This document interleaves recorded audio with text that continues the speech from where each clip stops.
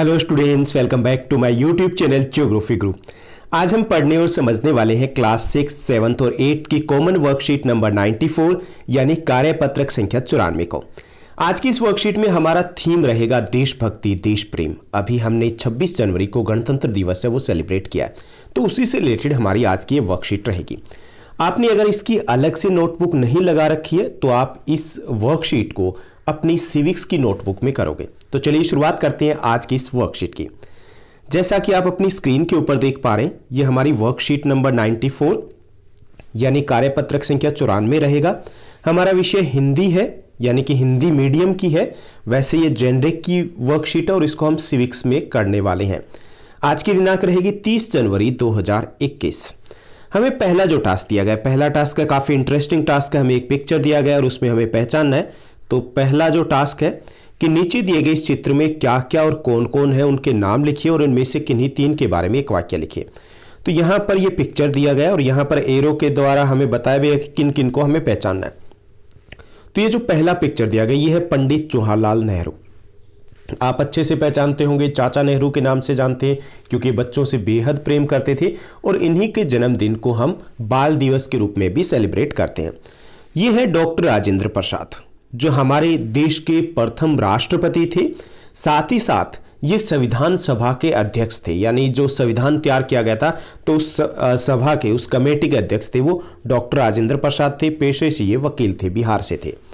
उसके बाद तीसरा चित्र है मौलाना अब्दुल कलाम आज़ाद। ये भी हमारी संविधान सभा के एक महत्वपूर्ण सदस्य थे और इनका भी देश की आज़ादी के संघर्ष में एक महत्वपूर्ण योगदान था।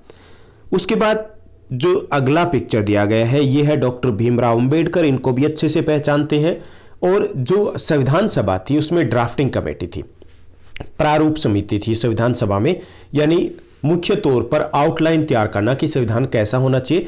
तो उस ड्राफ्टिंग कमेटी के अध्यक्ष डॉक्टर BR अम्बेडकर थे। उसके बाद जो चौथा, इन चार शख्सियत जो महान शख्सियत है, इनके बाद जो चित्र दिखाई दे रहा है वो है भारतीय संविधान का, जो विश्व का सबसे बड़ा और विस्तृत संविधान है।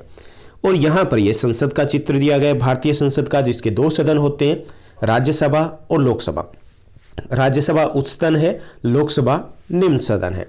तो ये हो गए हमारा पहले टास्क का पहला पार्ट। अब हमें इनमें से किन्हीं तीन के बारे में एक एक वाक्य लिखना है। जैसे डॉक्टर राजेंद्र प्रसाद। डॉक्टर राजेंद्र प्रसाद संविधान सभा के अध्यक्ष तथा प्रथम राष्ट्रपति थे। पंडित जवाहरलाल नेहरू। पंडित जवाहरलाल नेहरू हमारे देश के प्रथम प्रधानमंत्री थे। इतना ही हम लिखें काफ़ी रहेगा। डॉक्टर BR अम्बेडकर, यहाँ पर मैंने छोड़ दिया है क्योंकि आपको लिखना है। ओके, बहुत कुछ लिखा जा सकता है। तो डॉक्टर BR अम्बेडकर प्रारूप समिति के अध्यक्ष थे, ये लिख सकते हो।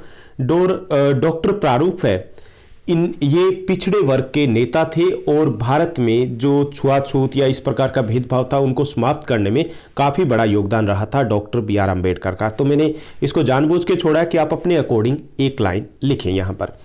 उसके बाद सेकंड जो क्वेश्चन रहेगा, सेकंड हमारा क्वेश्चन यहाँ पे दिया गया, नीचे दिए गए गीतों में से कुछ गीत दिए गए, कौन से गीत आपने सुने हैं या उनके आगे या उन पर सही का निशान लगाना आपको। कौन से गीत सुने? सारे जहां से अच्छा हिंदुस्तान हमारा। तो ये सबने सुना है, आई थिंक सो सबने सुना है, तो इसको हम सही का निशान लगाएंगे। ए मेरे वतन के लोगों जरा याद करो उनकी कुर्बानी। तो ये भी एक बेहतरीन गीत है देशभक्ति का। हम वैसे ना सुने लेकिन हम जब राष्ट्रीय पर्व आते हैं तो जरूर सुनते हैं। आपने अपने स्कूल में भी इसको बहुत बार सुना होगा। मेरा रंग दे बसंती चोला, ये भी एक महत्वपूर्ण गीत है जो आज़ादी के संघर्ष में जो आज़ादी के दीवाने थे वो गाया करते थे। तो ये भी बहुत बार सुना होगा। अब तुम्हारे हवाले वतन साथियों, ये भी बहुत बार सुना होगा। यह देश है वीर जवानों का, और ए मेरे प्यारे वतन। तो ये इनमें से अगर कोई गीत नहीं सुना है तो उसके आगे सही का निशान नहीं लगाना, बाकी सभी के आगे आप सही का निशान लगाओगे। उसके बाद तीसरा जो प्रश्न दिया गया है कि ये सभी गीत किससे जुड़े हुए हैं, हमें ये बताना है। तो सही जो विकल्प है उसके सामने आपको छोटा सा तिरंगा बनाना है। ओके, मैंने यहाँ पे तिरंगा नहीं बनाया। जो तिरंगा बनाओगे वो आप अपनी नोटबुक में बनाने वाले हो। जैसे ये जो गीत है सभी वो देश प्रेम से जुड़े हुए हैं, तो यहाँ पे तिरंगा बनाना है। ये भारत से जुड़े हुए हैं, यहाँ पे तिरंगा बनाना है। ये देशभक्ति से जुड़े हुए हैं, तो यहाँ पर तिरंगा बनाना है। उसके बाद फोर्थ क्वेश्चन दिया गया, क्या सिर्फ देशभक्ति गीत गाना या सुनना ही देश से प्रेम करना है? नहीं, बिल्कुल नहीं। देश प्रेम से जुड़े हुए गीत गाने या सुनने से देशभक्ति का लेना देना नहीं है। ये सिर्फ हमारी अभिव्यक्ति है जिसे प्रकट करते हैं। देश प्रेम का अर्थ है हम अपने देश से प्रेम करें, और देश से प्रेम का अर्थ है हम अपने लोगों से प्रेम करें, अपने आपस में भाईचारा बना करके रखते हैं, अपने काम को सही तरीके से करें, हम कोई भी गलत कार्य है उसमें शामिल नहीं होते हैं। तो ये देश प्रेम है, न कि देश प्रेम की सिर्फ हमने देशभक्ति गीत गा लिए या फिर उनको सुन लिया। पांचवा जो टास्क दिया गया, पांचवा टास्क हमारा है, फिफ्थ क्वेश्चन है कि यदि हम अपने देश से प्रेम करते हैं, यदि हम अपने देश से प्रेम करते हैं तो अपने देश के लिए क्या क्या करना चाहिए, कौन कौन से काम हम अपने देश के लिए हर दिन कर सकते हैं, तो ये हमें बताना है।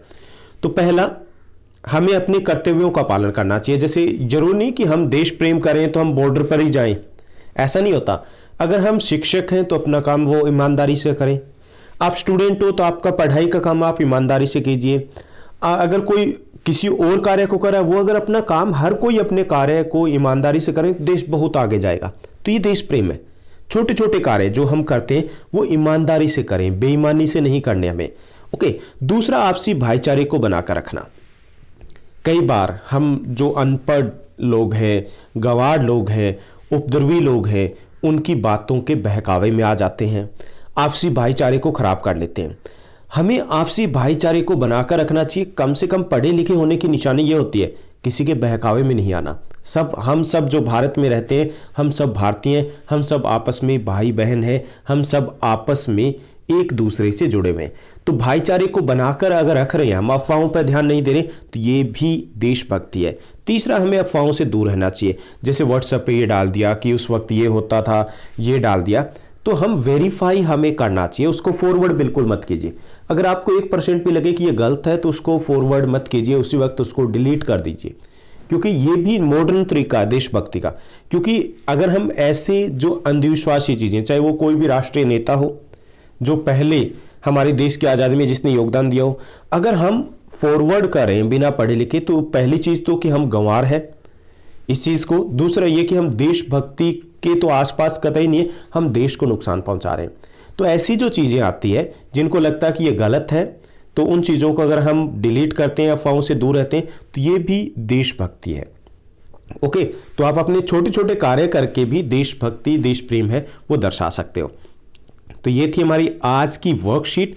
आपकी क्लास की जो 8th क्लास है उसकी सभी वर्कशीट है वो 2 दिन पहले पब्लिश कर दी जाती है। इसके साथ साथ आप मुझे कांटेक्ट कर सकते हो, मुझसे जुड़ सकते हो, फॉलो कर सकते हो इंस्टाग्राम के ऊपर, और टेलीग्राम के चैनल का भी लिंक दिया गया है डिस्क्रिप्शन में, दोनों लिंक, वहां से आप ज्वाइन कीजिए। तो वहां पर आप इजीली अपने क्वेश्चंस, अपने डाउट्स, अपने सुझाव मेरे से ले सकते हो। कोई भी क्वेश्चन है वो पूछा जा सकता है।